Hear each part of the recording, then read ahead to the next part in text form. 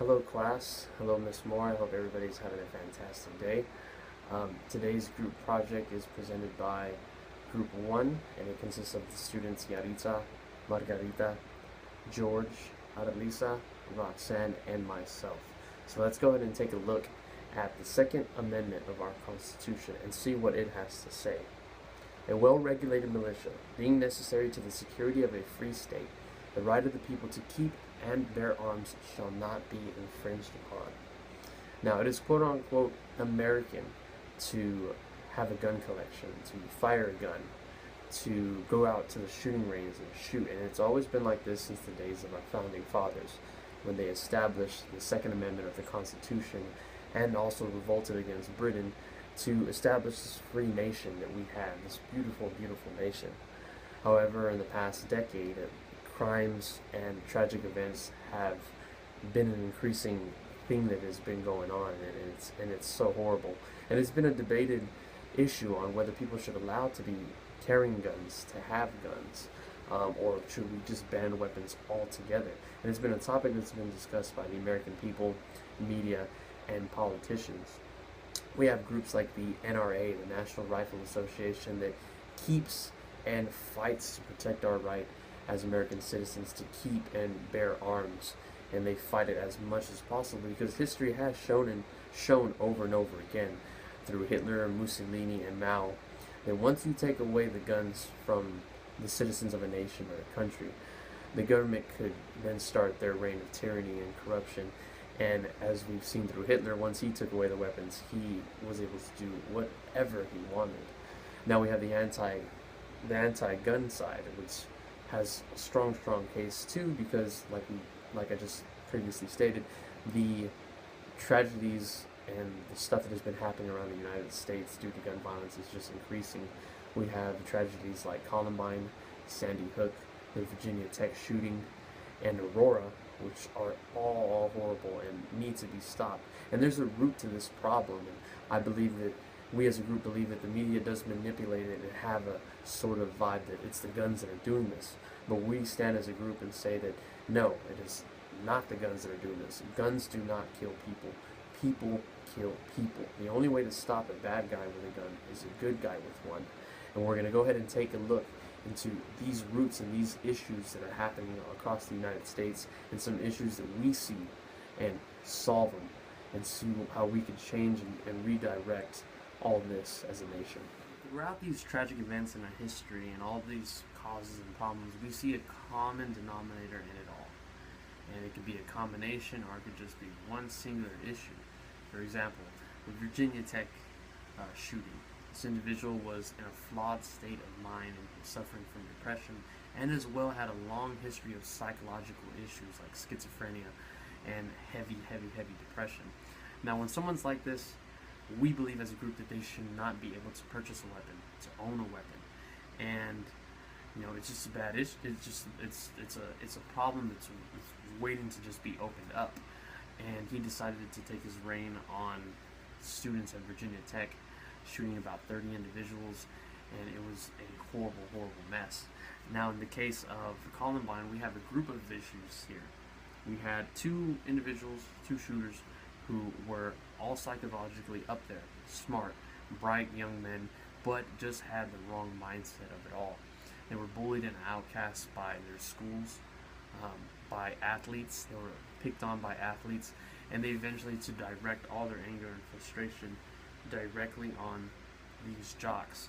However, once they went into the school and started their shootings, everybody was an open target. They wanted to make their presence felt and known all across the world that they didn't want to be messed with, and what was happening to them that they did not like. They killed a lot of people, and they were able to purchase all their weapons through illegal black markets, through firearms, to buy firearms, gun shows, and they never went through the proper background checks, and they were also underage in purchasing some of these weapons. Now, our law enforcement and government has laws that we need to follow. For example, background checks are required, though we feel that they need to be pressed and more advanced, which we'll get into later. You have to be the age of 18 to purchase a rifle or an assault rifle. and you have to be 21 in order to purchase a pistol. Fully automatics are banned in America. No American citizen can have them. Only semi-automatic weapons. Now, we have these are the laws, but we believe as a group that this is not enough. So let's go ahead and take a look at the black market and what we can do as a nation to direct it into a better path and crack down on it. An important element in this gun control topic is what is commonly known as black market. A black market or underground economy, it's a market in which goods or services are traded illegally. The firearm black market has been a continuous problem when it comes to individuals purchasing illegal weapons. Bombs, fully automatic machine guns, grenades, and armor-piercing rounds are few of many items you can purchase through this avenue. The primary source of illegal gun transactions where criminals get guns are sales made by legally licensed but corrupt at home and commercial gun dealers. Corrupt federally licensed gun dealers send more guns to criminals than any other single source. Nearly 60% of the guns are traced back to a small number of crook gun dealers. In California, there was a shop that was selling individual parts to assemble fully automatic assault rifles. This is an immense source for criminals, especially gangs, to purchase these parts and assemble these weapons to commit their criminal acts. Not only is it dangerous to sell these parts to assemble a fully automatic weapon, but these parts have no serial numbers to track down the people who own these weapons. The two shooters in Columbine purchased their weapons through websites and corrupt gun dealers. They also visited illegal websites that showed them how to build bombs that they planted them in the school. These loopholes, corrupt gun dealers, illegal websites, and black markets need to be cracked down by law enforcement and our government for the safety of our people. The gun black market provides $6 billion to the United States economy. Sadly, only 1% of this revenue is being retrieved to the Alcohol, Tobacco, and Firearms Federal Agency, also known as ATF. This is the federal agency in charge to monitor and enforce the federal laws in regards to the flow of firearms through the United States. Increasing the budget to this organization by 50% and amending the Code of Federal Regulations to perform biannual evaluations to registered dealers will increase compliance of the regulations by a 75% effectiveness rate.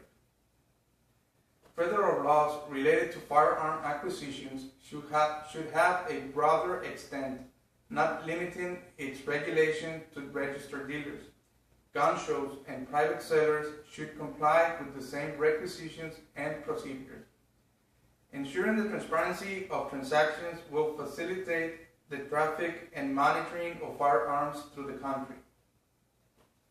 Overall, the implementation of these regulations could prevent getting the firearms away from criminals and would also prevent violent actions in our schools and communities. Based on facts and overall research, children who suffer the consequences of bullying could be more vulnerable to commit brutal acts of violence. This is mainly due to their social development stage, in which it seems they don't fully comprehend the potential repercussions of their actions.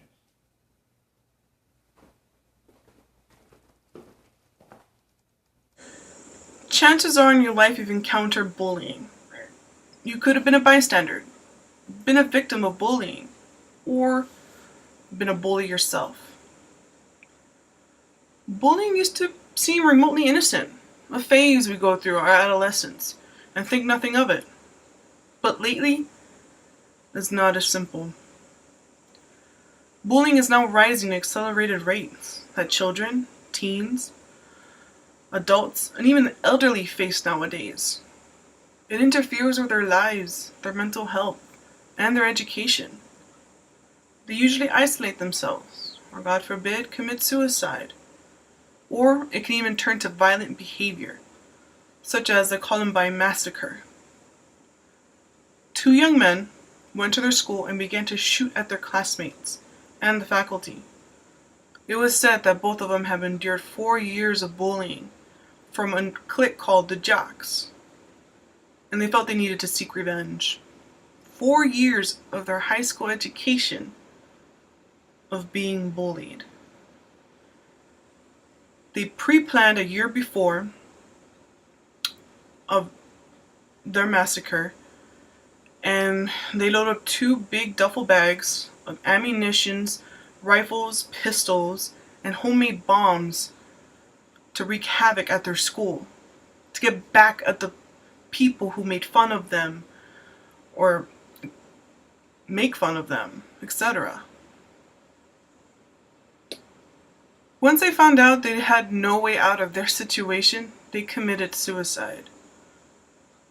When the world heard about this massacre, it shook them to their core. So the US, in response, they implemented an anti-bullying policies very strictly. Now there's Anti-Bullying Month. People are more aware of the signs of someone who has been bullied, or know the signs of someone who's going down a path to being a bully. But even though individuals reach out more to help one another,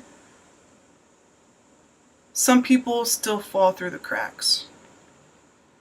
Your words can still be ammunition, not just bullets. The saying they would say to us when we were kids, sticks and stones may break my bones, but words will never hurt me. They can, after a while, if you keep harassing people. It's not bullying, it can also be harassment. And maybe one day, you can just push somebody off the edge with just your words.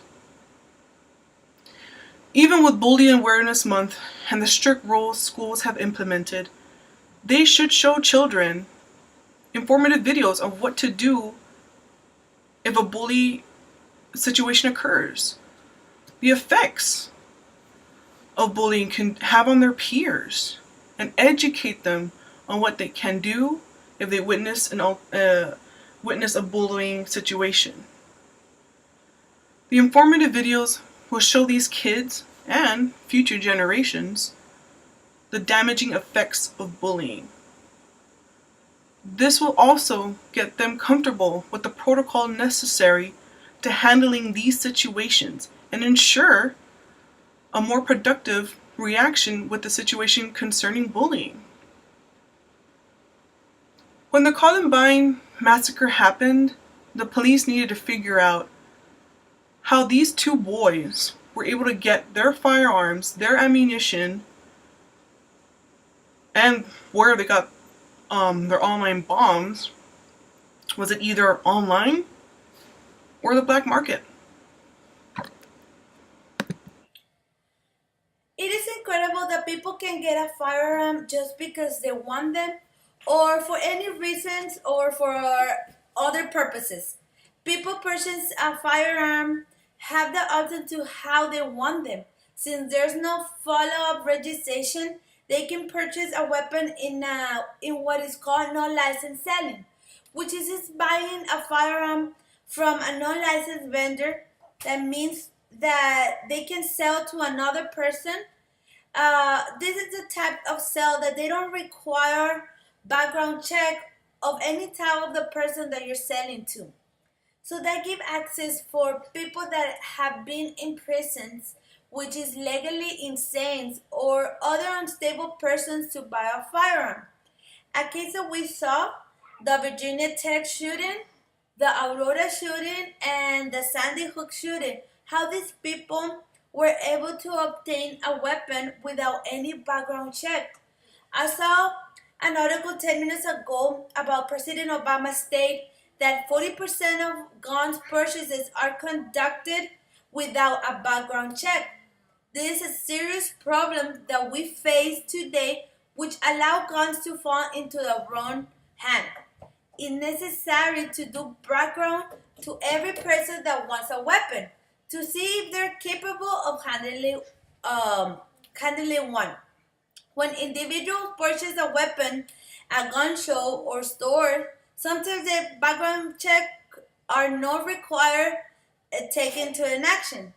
In crimes committed across America, citizens who should not be handling firearms like felons, prisoners, or people with a psychological issue get their hands on a gun. It is an issue that plagues America. It is amazing that this world will still having people selling guns without any restrictions or background check. Should this type of sale still be allowed? This is the question of today. I think we need to implement the background check on every firearm sale to see who is capable or not to handle a weapon. According to the Brady law, dealers need to wait approximately 5 days before giving the firearm to an unlicensed individual to evaluate them with some regulation that consists criminal background, license number with the pictures, and some medical evaluation. In the other hand, individuals that are really need to carry a gun for defense protections or for any job that require a gun, they need to have a very good, well trained on how they handle the correct way a weapon, and they need to be responsible to all new law that it applies to carry a firearm. Individuals who don't follow this law should be penalized with a good sum of money, and also it can revoke their weapons right away. Outside of forcing people to have to go to a dealer, we also need a stricter background check. We need to see the purpose of why they want a gun. We need to check the personal background, such as felonies, such as financial status, and also I think we need to check the mental evaluation. Many shootings in the U.S. were not only committed by individuals that were bullied or had criminal backgrounds. These individuals also had a history of mental illnesses and unstable. They had anger issues and other mental disorders that contributed to them making the awful decisions they made. Under the federal law, in 1968, individuals is prohibited from buying firearms if she or he have mental disorders or committed a mental institution. Under the criminal justice system, it is required to designate mental health professionals who is a mental health patient made an incredible of threat, harming others, and report to a mental health director. There was a shooting. It happened at the theater. It was a Aurora Colorado theater shootings. The shooter's name was James Hollins. He was a really great student. He attended to college. He graduated from school. He got a PhD in science, and he was a really good student. That's what the professor would say. Well, James Hollins was actually attending to 3 psychiatrist treatments at the University of Colorado before the shooting even happened. So before he decided to shoot the kids, he actually was diagnosed with mental disorders. He had mental illnesses. He had also signs. There was signs that the professors really didn't recognize because they have so many students to worry about than just paying attention to one student. So he actually met 3 psychiatrists, and all 3 of them diagnosed him with the same disorder that he actually had. James Hollins was actually graduated from school, and right after he graduated, he was going to continue his career when he decided to drop out of college. As soon as he dropped out of college, that's when he started buying guns and being very violent. His diagnosed with this mental disorder that is hard to tell the differences between what is real and what's not. He actually was diagnosed with, he didn't know if it was real when he was actually shooting at the students, when it actually was happening, but in his mind, he wasn't thinking that it was actually happening. He was just thinking in his mind, what was he doing? But he didn't know what was happening because of the disorder that he had. The conditions of the mental disorder has delusionals and withdrawal, lack of emotions, and motivation. James Hollins also was diagnosed by hearing voices in his ears. He would actually be walking to class and all of a sudden he would start hearing voices, people like talking to him. When he was actually in the theater, he was actually thinking that people were out there to get him. So that's when he decided to start shooting everyone, because in his mind, he was hearing voices and those voices were telling him what to do. So they took over control of his body. So that's when he started shooting everyone and he injured a lot of people. There was also another shooting that was also very big, the Columbine High School shooting. It was the worst shooting in the U.S. history and prompt to our gun control and school safety. Columbine shooting was these two seniors that were about to graduate. Eric and Daniel had mental illnesses as well. Eric was diagnosed with a mental illness when he was a child. He had a childhood trauma. His childhood wasn't very well like how normal people had it. And also Daniel was diagnosed with mentally disturbed. He was very disturbed and he couldn't pay attention very well as the rest of us. Eric and Daniel contributed in the school shooting for being bullied. They were being bullied, but not to the point to be shooting students. He was actually being bullied because he was outcast. He didn't really have that many friends. He was a video gamer. He loved violence. He loved loud music. Eric and Daniel they were very good friends, and they both liked the same thing. They also were influenced to video games. So whenever they actually thought it would be fun. If you ever watched the video of the Caroline, you hear them laughing in the background because they think it's a joke when it wasn't actually a joke. Whenever they entered the school, they were actually asking questions to the students. They were asking the students, like, do you believe in God? And if they said yes, he would shot them to death. Another question he asked them, are you religious? If they said yes, he shot them to death too. The other question that he also asked another student was, are you Catholic or are you Christianity? They answered yes or no, and he shot them to death. The other people were randomly selected before they shot themselves and committed suicide. There was also another shooting called the Sandy Hooks, which happened at an elementary school. This one, Adam was his name, the shooter. Adam he killed his mom before he went into the school to do school shooting. He actually shot his mom and he got 3 rifles, 3 guns, and he went walking to the school. When he went walking to the school, it was around 9:30ish, and that's whenever everyone was in class and school already started. The principal just got brand new detectives for guns, so he wasn't able to pass. But when he tried opening the door to enter the school, the doors were already locked. So they had automatically locked doors. You had to press a button in order for you to walk in. So what he did is that he ended up shooting the door so he could go in. As soon as he shot the door and he went in, there was a principal that came out, and the principal saw, and 2 principals, like the other second principal, walked out as 2. One of them got shot, the other one was able to make it to go and call the cops. The cops received the call right before he started shooting. By the time the cops got there, he already entered a classroom and he shot a whole classroom plus the teacher. He walked into another classroom, he shot the teacher, and he injured 6 children. The reason why, he also had a background of mental disorders and he was prescribed with antidepressants.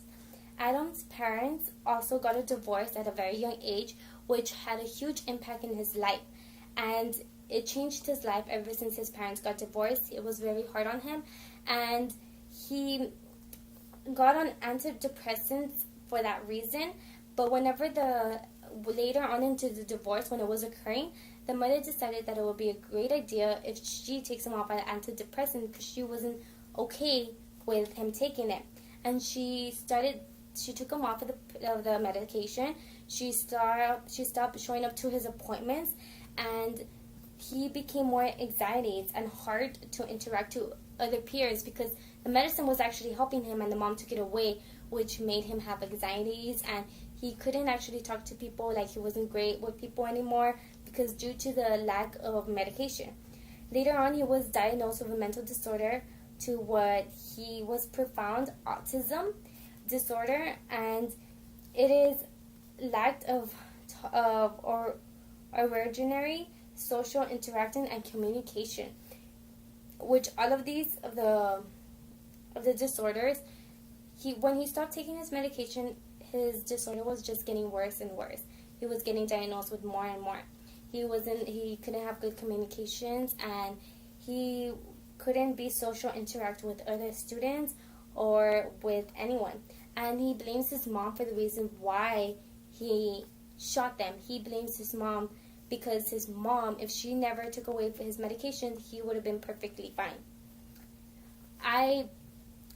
Overall, I honestly think the shooting impacted everyone in their life, and the gun fell into the wrong person's hands. The shooting peers have major disorders and have been, all of them that I have researched, have been diagnosed with a mental disorder and have been seen by a psychiatrist. Most of the shooters were treated and some of them weren't. They were all aware of the mental health issues they had and still did the damage of the shooting. Being treated or untreated still causes trauma in people's life and still for people. He was diagnosed, he was and then he was untreated and he still causes shooting. Whether you see professional or not, they still attend to do.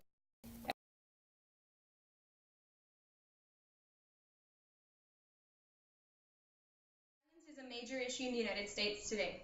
The two sides of the issue make it very difficult to choose a side and to develop a solution to this problem. But what needs to be done is not always going to be 100% approved by all parties. What needs to be done is a side needs to be chosen to experiment with different ideas to solve this problem that could potentially, if not solve, reduce these incidences of shootings and gun violence all over the United States in all shapes and forms. The side we chose to go with was the pro-gun. The issue is not that people have guns, it's that the right people, the people that can stop the bad ones, don't, or don't have proper certification or proper training to stop a threat like that.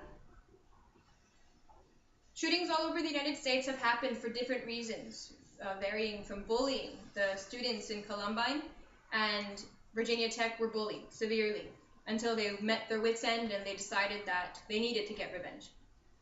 Others happened because individuals were not in a healthy state of mind, like the Aurora shooting. He walked into a movie theater dressed as Bane and shot up the audience. Gun violence also includes gang-related shootings that are a result of being able to get a hold of automatic weapons or parts that are needed to assemble automatic weapons. A lot of shops, a lot of legal shops are selling legal weapons that are semi-automatic and parts to change those semi-automatic weapons into fully automatic weapons. These parts don't have serial numbers, so there's no way that you can trace any of this information back to anybody. A lot of gangs go in and buy the parts, buy several amounts of different parts, and assemble the guns together, go do their crimes, dispose of the weapons, and there's nothing to trace back to them.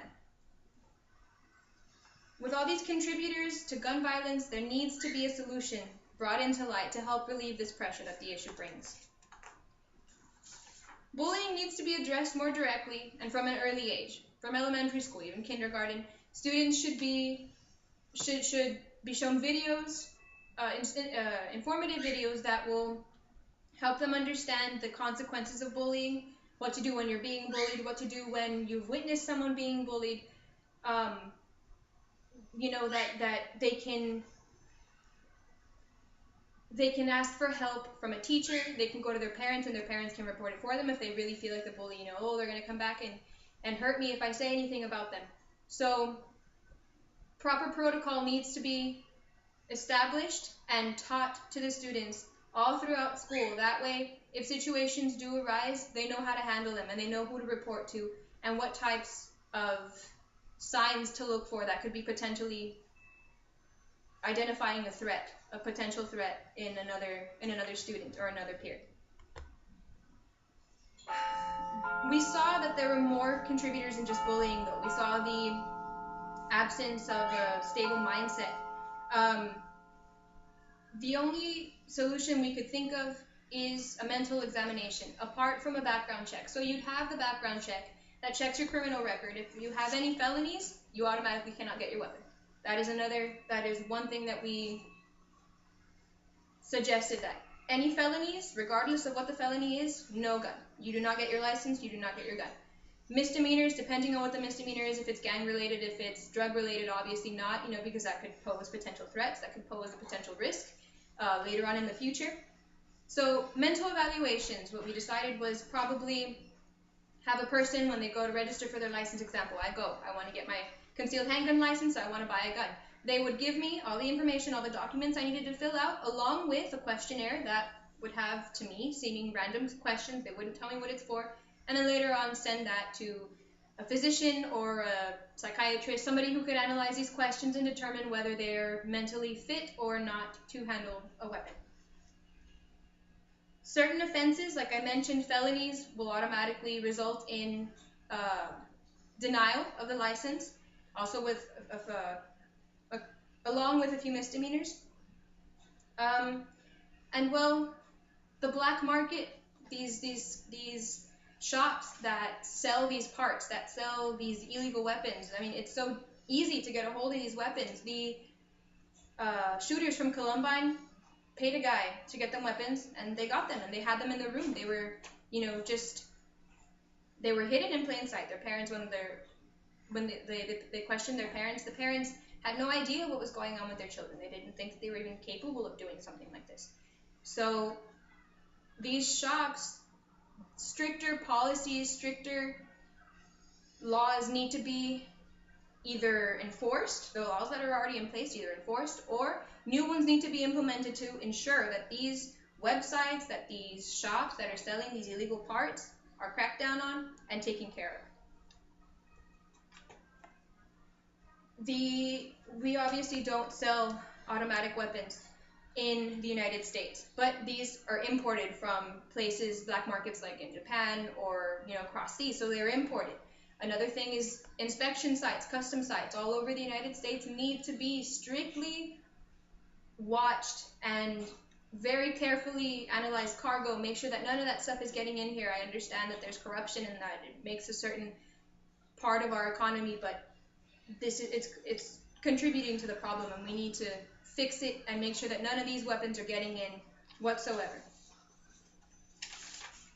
As long as everyone cooperates with this protocol and these new solutions that could possibly help relieve this issue just a bit, because we're not going to eliminate it. This won't eliminate gun violence, but it could help lessen it. It could help diminish it.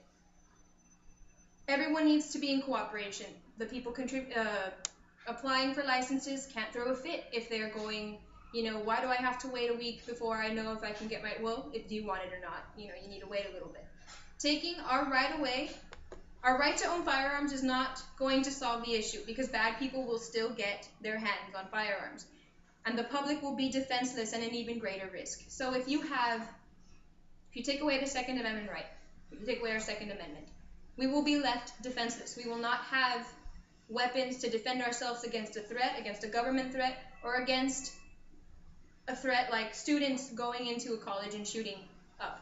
The students just, there needs to be policies that ensure that the right people have weapons. Otherwise, we're leaving ourselves, you know, with an apple in our mouth, tied up and ready for these criminals hurt us and to attack our nation. Thank you.